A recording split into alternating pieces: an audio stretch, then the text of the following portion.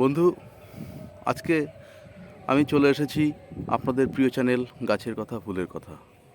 আজকে আমি দেখুন মালবেরি গাছ সম্পর্কে কিছু তথ্য আপনাদের সাথে শেয়ার করব।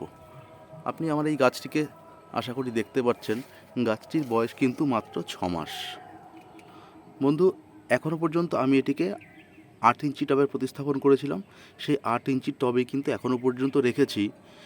এরপরে আমি গাছ হিসাবে একে ধীরে ধীরে বড় টবে প্রতিস্থাপন করব, 10 থেকে 12।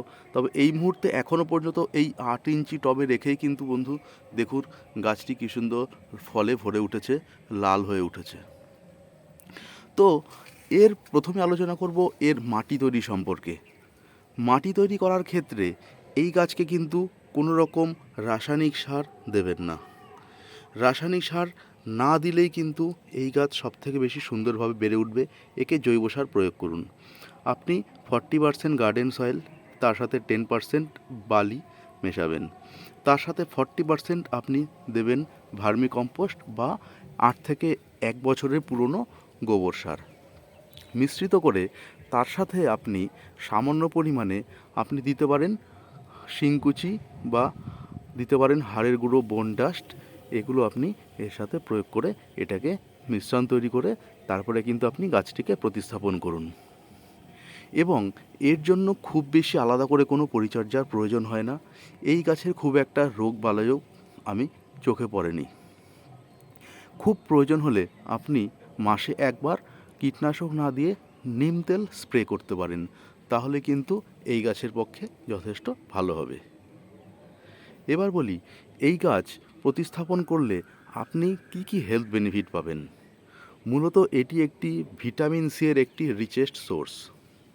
এর মধ্যে রয়েছে প্রচুর পরিমাণে ভিটামিন সি, রয়েছে অ্যান্টিঅক্সিডেন্ট সমৃদ্ধ, যা আপনার শরীরকে ডিটক্সিফাই করে আপনার রক্তকে, ব্লাডকে পরিশুদ্ধ করবে এবং সাথে কোলেস্টেরল কমাবে, সুগারকে কন্ট্রোল করবে, হার্টের বিভিন্ন রকম সমস্যাকে দূর করবে এবং এমনকি ক্যান্সার পর্যন্ত রোগকে প্রতিরোধক ক্ষমতাও এর ফলের মধ্যে রয়েছে।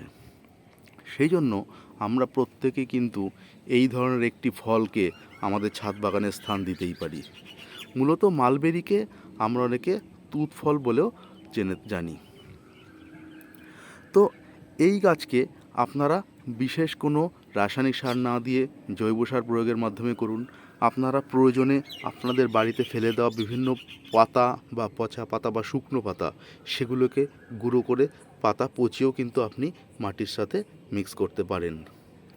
আমি বন্ধু একে মাসে একবার করে আমার গার্ডেনে যে বিভিন্ন রকম পাতাগুলো শুকিয়ে যায় সেগুলোকে গুঁড়ো করে আমি আলাদা জায়গায় রেখে দিই।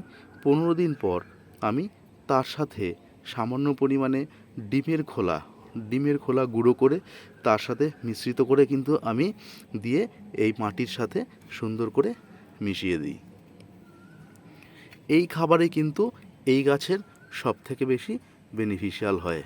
এবং যেহেতু এই গাছটি এত পরিমাণে ভেষজ গুণ সমৃদ্ধ গাছ, সেই জন্য এই গাছের ফল আমাদের শরীরের জন্য এতটাই উপকারী, আমরা রাসায়নিক সার না ব্যবহার করে জৈব সারের মাধ্যমেই এই গাছটিকে তৈরি করব, যাতে আমাদের হেলথ চ্যালেঞ্জগুলো মিটতে পারে।